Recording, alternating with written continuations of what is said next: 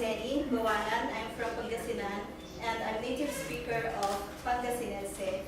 So when I attended this workshop, I was amazed that I found a lot and discovered a lot about my language. So it is some kind of rediscovering my language and my roots. Now I realized that as I researched regarding my language, I realized that it's really endangered or it's being threatened, and that fewer and fewer people are already using it as a native language. So I chose in my homepage the picture of the Bangus Festival to showcase that there are a lot of festivities in our province. But the thing is, I don't think they are promoting the language, because by having a lot of tourists, then the vendors are using the common language like Filipino and English so that they can converse with the tourists. So in that way, there is a mixture of the use of the native language and a common language like Filipino and also English. Now I thought of presenting this by part. So in terms of orthography, so there is a distinct schwa sound in our language, so that we pronounce E as E.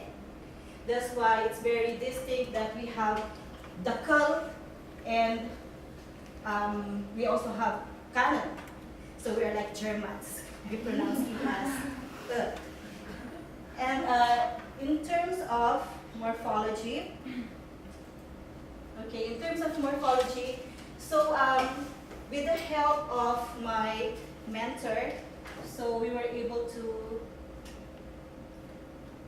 find out that there is distinct reduplication in our language, so that there is repetition. So when the root word is basa, which is to read, then we repeat it to change the form of the verb.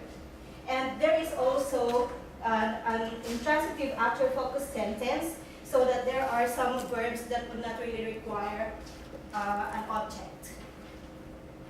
And then, in terms of word list, so I've said that the word man can change the morphology of the verb, so that when we created a word list, you can actually find some words like uta, which means to throw up. So if you use the word uta, then it's a noun form. But if you add the word man, then it becomes a verb. And then in terms of our syntax, or how we form our sentences, so we usually have this word order of verb and subject, so that it always starts with a verb rather than a subject. And so I put my story or the song last, because I thought there is not enough time. Then you might not hear my recording, because that can be embarrassing. So the story that I chose is Manina Laylabi. So it's actually a classic love song, and usually this is sung by men to serenade the ladies with a guitar. So I'm trying to serenade you with this song. I hope you'll bear with my voice. So, do I need to go double click it?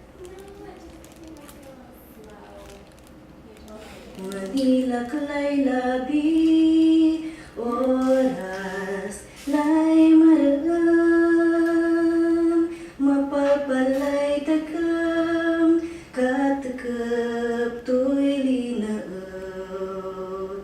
Samitlay kugip ko, binangon ang kontampol. Lapod sa'y linggas mo, sikang-sikay ang mamayuan. Lalo labila, musikalay nananang. Napod na sula namin, suor man niya't bibitan. No nanunutan, kulay samit layo galim. Agtaka nalingwanan, angkat kawiyos na bilan.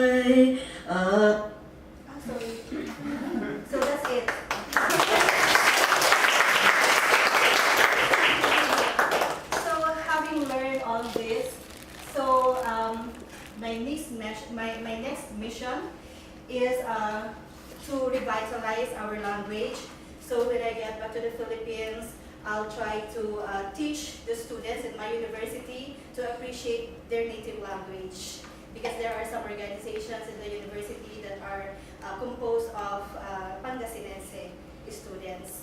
And also, I've already started conversing with my alumni friends through Facebook to use our native language. And then the best thing for us is to first preach in our home.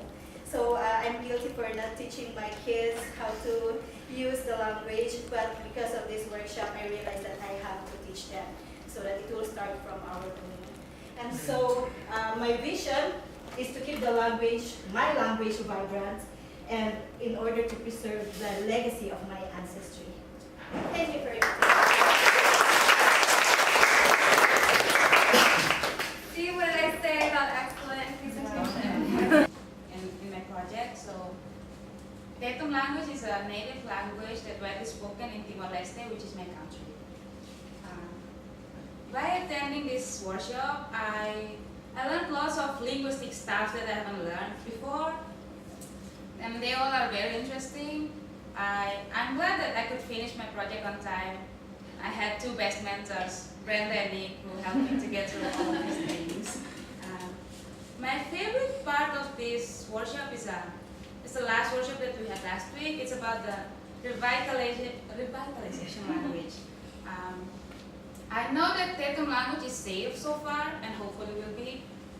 I talk about other two dialects that are spoken by my parents.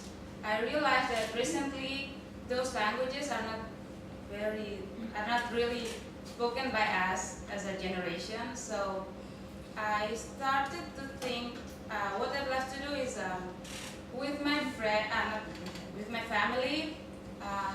We start to speak our language when we meet our family. For example, from my mom's side, when they visit our family, I can speak Bunak with them. So also family from my dad's side, when they visit our house, we can speak Kemak language.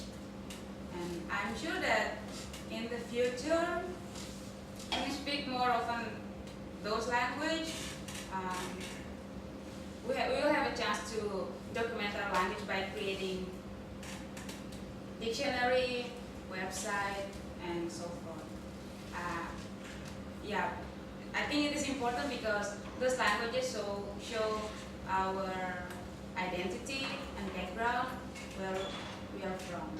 So, to end up my presentation, I want you to listen to the story that I recorded myself. Hopefully, you can get it. The story is about the legend of my country, Timor-Leste. The island is actually, the legend says that the island is actually a crocodile that turned into an island.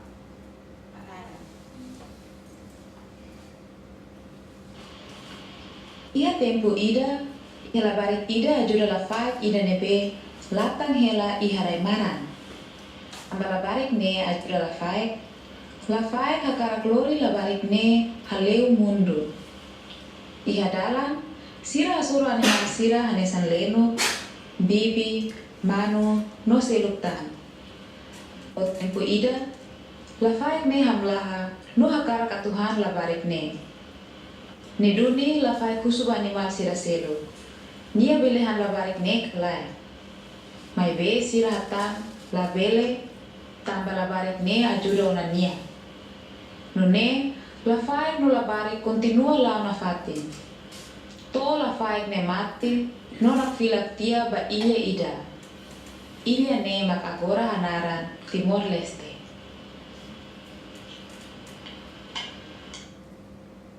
Pretty much that's it. Thank you so much. This is a language where I'm from. It's from Aceh, Indonesia. But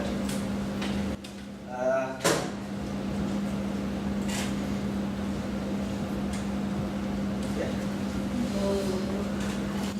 This my picture.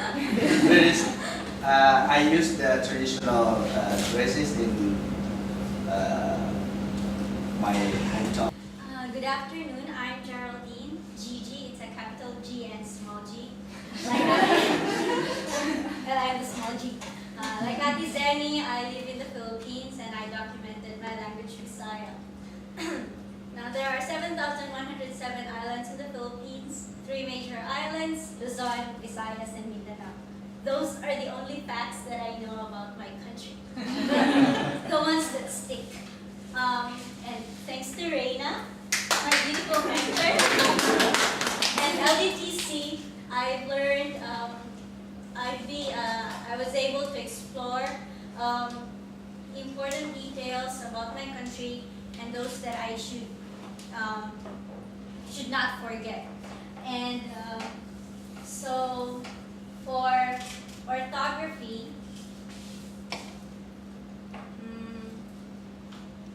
so I have learned that we have 16 consonant sounds and our language are full of glottal stops.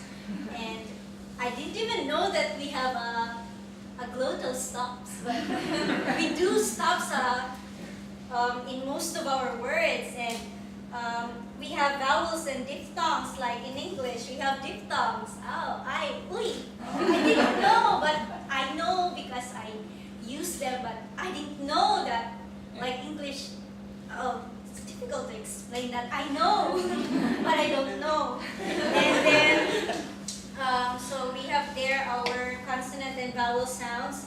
But what is cool about our language is you say them the way they are spelled. They're not as complicated as in English. So you'll not confuse as o. So if it's an it's simply an Yeah. So if you have a tao for a person, you have T-A-O, so you can confuse it with Teo or Tao, it's a tao. So I think that makes the language cool. For the morphology, this is very frustrating because I give a sentence to Reina and then another word for an example, and she said, it changes. That's not what we said. Oh yeah, I don't know how to tell you that it's the way that it is. And then, thank God, I have 5 for a start. I intend to master Cebuano language, definitely. So, I'll keep in touch and tell Reina, hey Reina, see, I know everything now, but for today I only have this, and I can tell you that for our past tense, we have our M added to our root word as a prefix that makes it a past in its past form. For a state of being or for a present tense, I know that we have our n, na or nag, and for our progressive form, I know that we have our g added to our root word so that we know that they are the doing form. And those other 3, I don't know how to explain them, but they are the way they are. I wish I know. So frustrating. Story song. I tried this many times earlier, and last time it will shut down. The computer shuts down if I play the song. I hope. And for our word list, so I have a few here. I hope they are useful to those that are interested with the language. I'm very happy because of LDTC. I have encountered many linguists, many names, and I've looked at their study too, and I found that there are different Cebuano Visayan varieties, and the varieties that they studied are not the ones that we spoke in or we use in Mindanao. And it's very interesting because I would want to, in the future, I would want to create a pattern that would try to help document the different varieties of the Cebuano languages, especially the ones that are not mutually intelligible. And I got that from the course. Mutually intelligible. Wow. I now understand why those that are far, because I live in northern Mindanao, I now understand why there are Bisaya farther west, south, and east who speak different different Bisaya from us because those are different Cebuano Visayan varieties. And there are a number of Visayan varieties. So if this is Visayan varieties, Cebuano Visayan is just one variety, and under that there are more varieties. Wow. Was it 5, 6? I only knew 1. And not even close to knowing that one. What else? So I hope you'll find them useful. And then syntax. Okay, these are my few attempts. Guapa nga babae. And we also noticed that there are many borrowings from Spanish, right? Guapa, guapo, and Reina gets frustrated sometimes too because if she asks to give an example word, I end up giving Spanish words. Guapa and guapo. Okay, and language use. Okay, I think that's all for me. And I only have few words. We have 25 in the dictionary. Given the time, I do hope that I could add more. For everybody to know that you've been in Mindanao and you speak the Cebuano Bisaya in Mindanao. One distinct word is the chada, because chada is from Cagayan, so we just say chada la mesa, chada people, chada chair, chada the event, chada everything, chada Cagayan. So it's a TSADA, it's a distinct word that recognize that you're from the city. And I think that's all for me. And what else? Just that, I guess. Okay, thank you so much. Alright, so my participant's name was Carver, and like Stephanie just said, he could not be here. Where is that? Okay, let's find his picture. There he is. So Carver was visiting here for a few months from Tibet, where he met a student here, John Way, and they were working on his language together. So he got funding to come here for a few months, and he came here to learn about language documentation because he was doing that kind of work on his own. And he's very concerned about that. His language, Minyang, is spoken in Tibet. It's only spoken in about 4 small. The first thing I want to say thank you for LDTC because through this program, I'm learning pretty much about my language, and then I know, especially in the basic level, I try to kind of like recognize how unique and how complicated my language is, and especially Maria, you agree with that? And then I realized again after I took the advanced level with Maria. Thanks for your knowledge and everything. I'm truly feelings from advanced class. I feel like I got something new that I can and like understand more about my language. So basically, this is my poster. According to the history, my language is a cross-cultural language. Because from back to the history of Jakarta, there are many kind of like traders come to my place. It's from China, India, Gujarat, Arabic, Dutch, and Portuguese. Even in our culture, we have many kinds of different culture that it's kind of like mixed together, and it's also influenced the language as well. And then, unfortunately, the existing of the language it started disappear recently because not many people kind of like me, younger people, to keep talk or using this language for our kind of like conversation, or even when we talk with our parents. It's kind of like rare from us to use this. So sometimes I can just recall one or some words that I usually use in my house, in my home. But when I talk to my friends, I can just use still Betawi language, but it's not purely Betawi language. It's kind of like already become like a pidgin language. So it's only for the conversation. So the one that I really want to emphasize in my poster is about the dialect. Because I think it's a very interesting finding for me when I'm doing this project. So according, it's too small, yeah, the map. So we divided our dialect between 2 different dialects. We call the first is the central area, sorry, what is it? So we call it, the first is Betawi Kota. Betawi Kota is kind of like in the middle area of Jakarta. And pretty much Betawi Kota, they have kind of like a soft tone of the language. And sometimes, because I'm from Betawi Kota, I feel like it's more polite. It's my own perception. And then I think the main reason why it's more polite because many of people in Betawi Kota, they are working in the government, they come from the history. I mean, pretty much they using it, and they also have an influence of Arabic. So it's become like polite a little bit. But, and the second one is we call it Betawi Ora.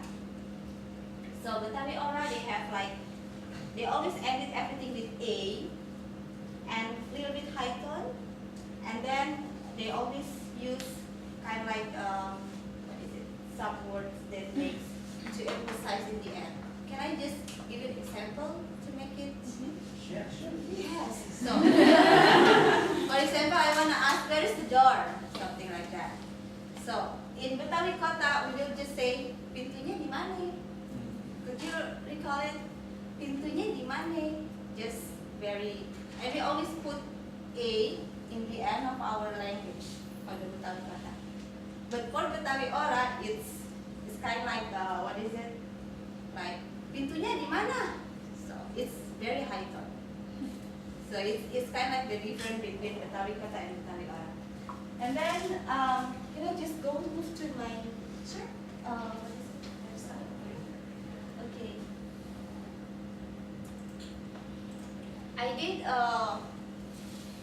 I put some new information in my website as well. So this is the same like I explained before, is the history.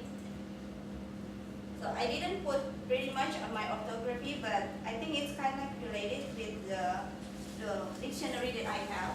I just realized that my language, we never use some kind of, some kind of consonant in my language. So I will just go directly to the dictionary part.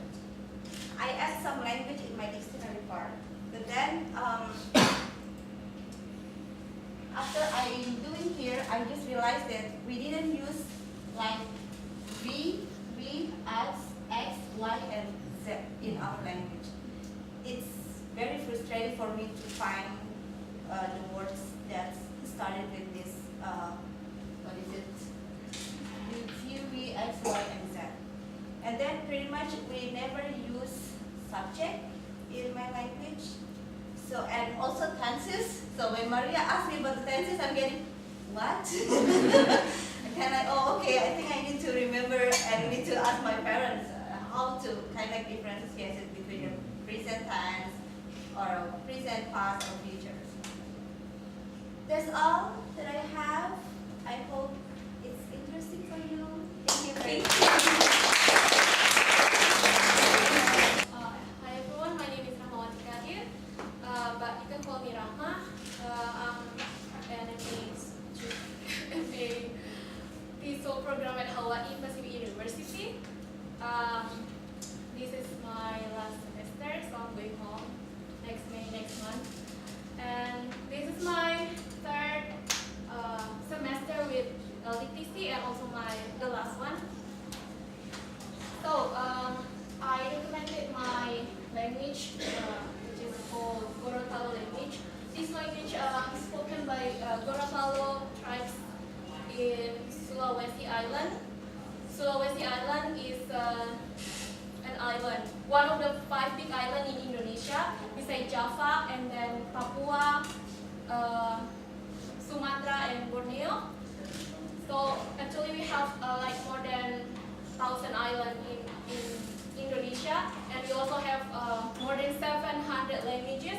So in Sulawesi itself, in one island here, in my island, we have more than 246 languages, and one of the language is Gorontalo, which is spoken by Gorontalo tribes in Gorontalo province. And what else? So the writing system, Gorontalo writing system was derived from Arabic and Malay writing system, and in 17 Sp13, it's changed to the Roman alphabet. What else? Yeah, however, some Gorontalo verses and lyric for wedding, that, and then baby shower are still written in Arabic. But only old people can read that verses and poetry. What else? Oh, we have 23 consonant and 5 vowels. And oh yeah, one interesting thing is our verses and also poetry. It's written always ending with vowel sound. For example, like here, can you see? No. So small.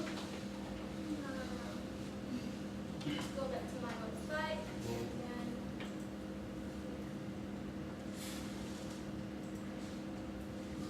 And you see here, this is a poem written by one of Gorontalo linguists. But yeah, if you notice here, we have four lines. Each line ended by a vowel. All the verses written in Gorontalo language always like that. We always have a vowel ending.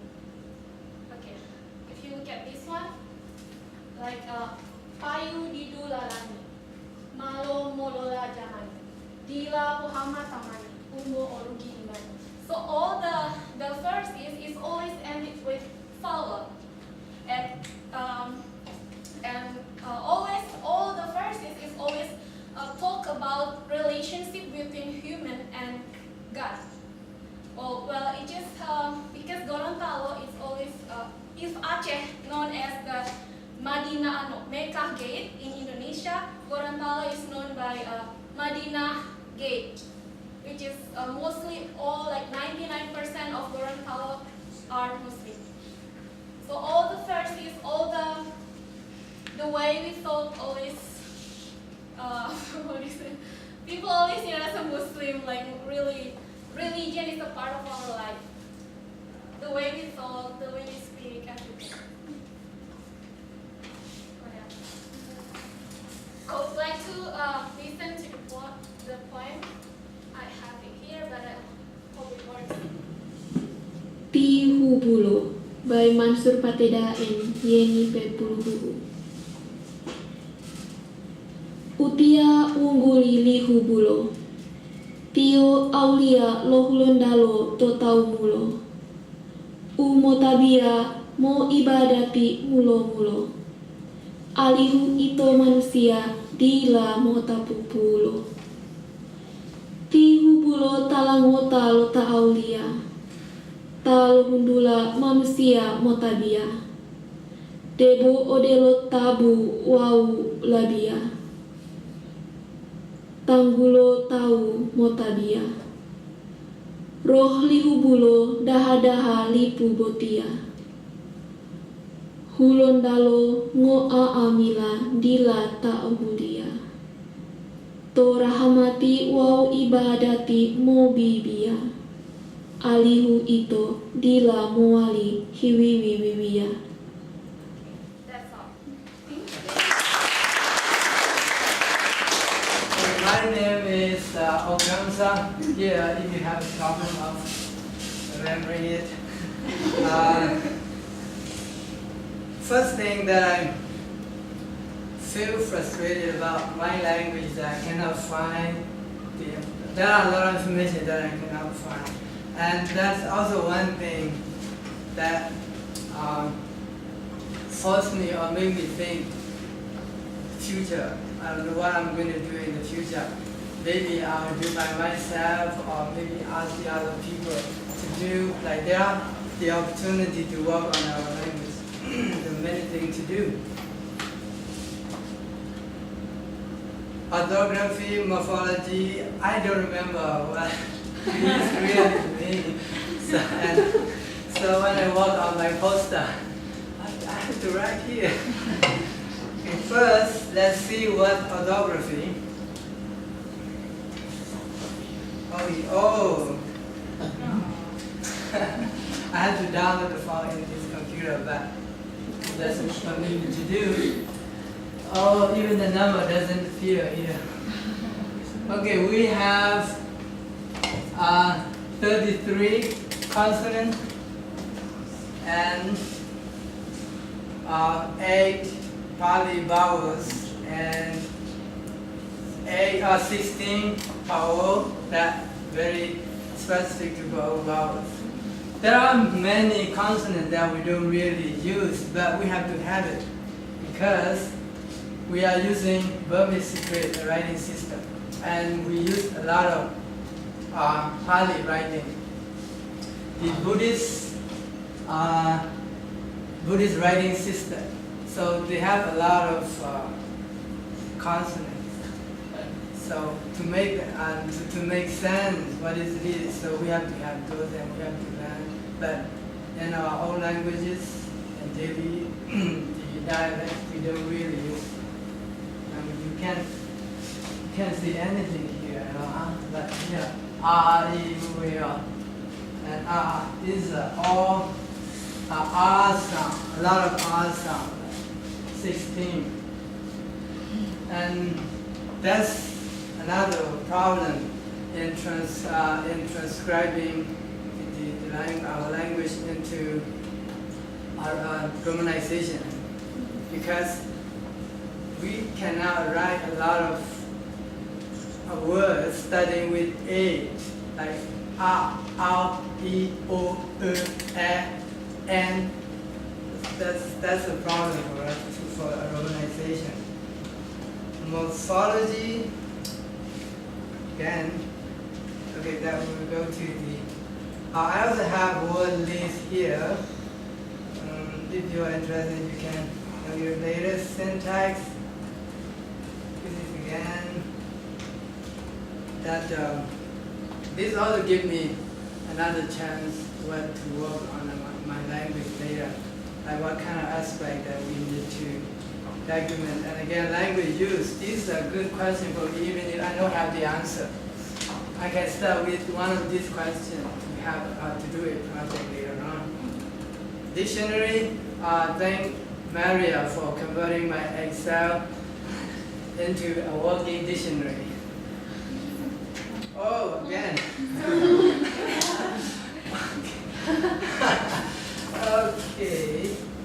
Okay, you cannot see anything here, but square. Hexagon. And Brenda, I wonder who is Brenda. Oh, sorry. Here, like, I cannot go back to my home base from home here. And I check what happened. So I start deleting what. So here, when I put L here, then I can go back because L is missing. ATM and ATM L. So if you can.